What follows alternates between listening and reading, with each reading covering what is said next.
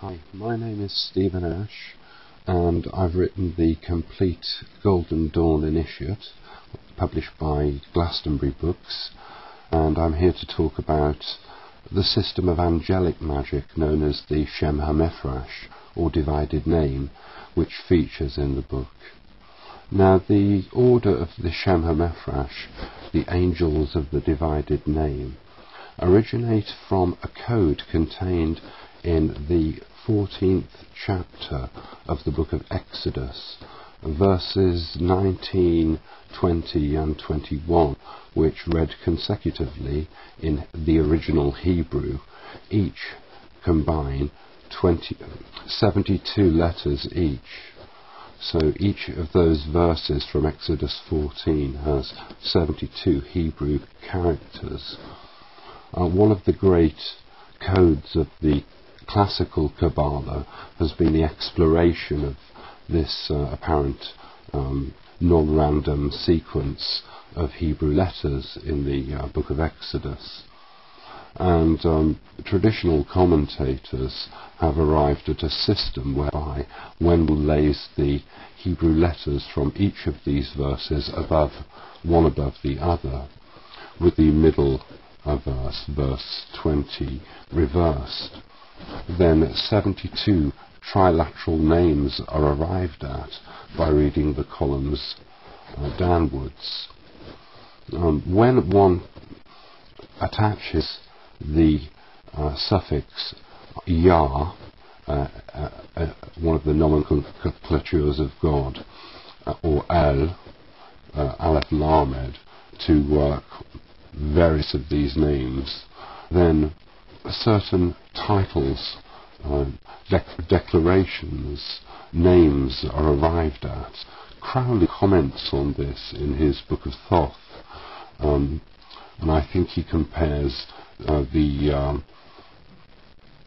Kabbalists' understanding of each of these names to be arrived at in the same manner that one would arrive at solutions to a crossword puzzle, given only a small selection of the letters of the word to be revealed.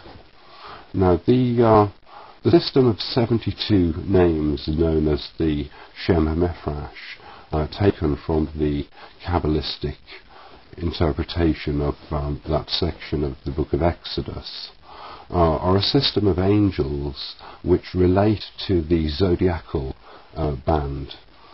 Particularly, they can be mapped to positions relating to the individual's birth chart. Now, the 72 names of the Shemhamphorash, the 72 angelic names, are each held to be do forgive me are each held to be hold governance over a division of 5 degrees of the zodiacal band. 72 times 5 equals 360. So one of the issues that I arrive at, that I've studied and put up for debate in the Qabalah, the complete Golden Dawn Initiate, is the system of angels as it's come to be related to interpretations of the birth chart, so that individuals, by mapping the position of planets, the position of their moon or Venus governing their emotional life, the position of Mercury governing their intellectual rational self, etc. When they can map these particular positions, then one can actually pinpoint the name of the angel holding governance over that aspect of the personality.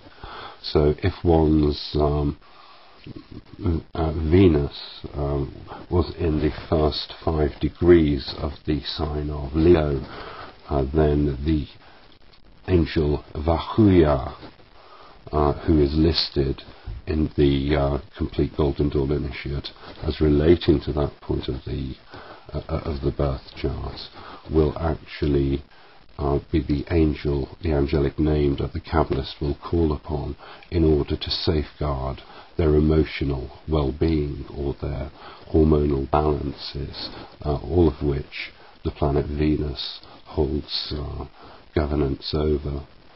Similarly, the Kabbalist can map the position of the planet Mercury in order to call forth divine aid to assist with the fulfillment of strategies and initiatives, ambitious initiatives, etc., all of which Mercury holds governance over.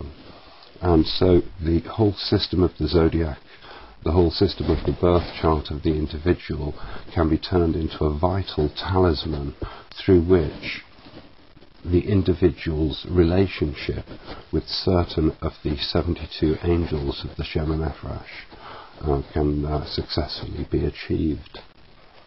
Now, all of this sounds very complicated, and so the Complete Golden Dawn Initiate is actually a companion to Regardie's Golden Dawn. I have included the visionary works which were collected under the title The Qabalah of 50 Gates, giving my interpretation of the qualitative experiences of the Sephiroth and the Sub-Sephiroth, which in total make up the system of 50 gates. So I've included that. Some supplementary information from the Zohar, which I think is missing from Regardie, missing from any collection of the corpus of works of modern Western Hermeticism, save the Zohar. And I think it was time to share the 12th and 10th century source works which really shaped the Qabalah which the Golden Dawn were able to pick up the threads of. They're included in the work alongside more practical aspects of the Western mystery tradition, such as the 7 great planetary invocations which complement the Golden Dawn hexagram rite. Also the 12 zodiacal invocations, all of which combine to a system that revolves around the birth chart, the Shemhamphorash system. In the zodiac, each division of 10 degrees is related to a particular planetary influence. The first 10 degrees of Leo would be related to the planet Saturn. So the angel we mentioned earlier, the Huyar, he who is exalted, he would share the sign of Saturn because he holds governance over the first 5 degrees of that sign, with the angel who holds governance over the second 5 degrees of that sign. So the first 10 degrees fall under Saturn.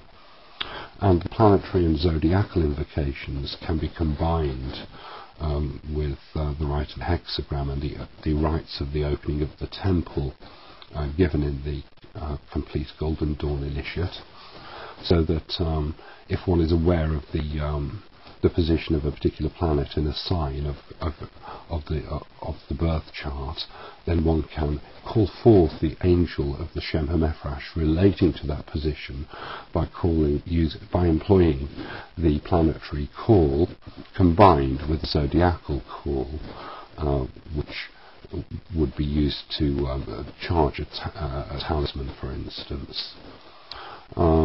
So the Complete Golden Dawn Initiate, I'm actually making this broadcast in response to a couple of questions that have come in relating to the work, and particularly the importance of angelic magic related to the Golden Dawn tradition. So the whole work really is a companion, as I say, to Regardie's Golden Dawn. And with 600 pages to explore, I do think that I've given my audience something worthy of consideration.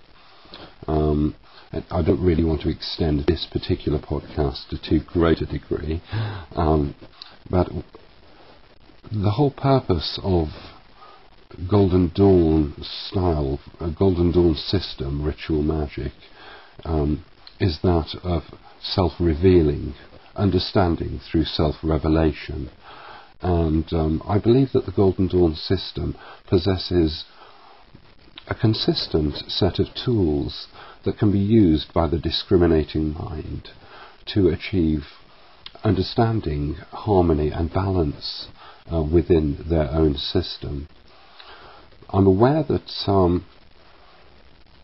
the advances in modern science have somewhat coloured the expressions of Western Hermeticism, particularly over the past 30 years, when minds from the fields of more experimental physics have involved themselves with magic as a system of revelation and understanding.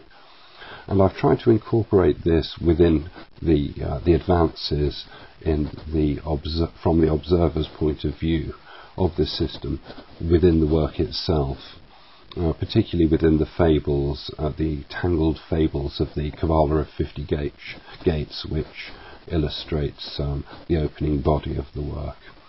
I hope you've enjoyed this podcast. It's been a little experimental, to say the least. This is my first podcast, so thank you for viewing, and if you have any questions relating to my work or anything I can help you with, please email me on glastonburyinavalon@yahoo.co.uk. So again, thank you for tuning in.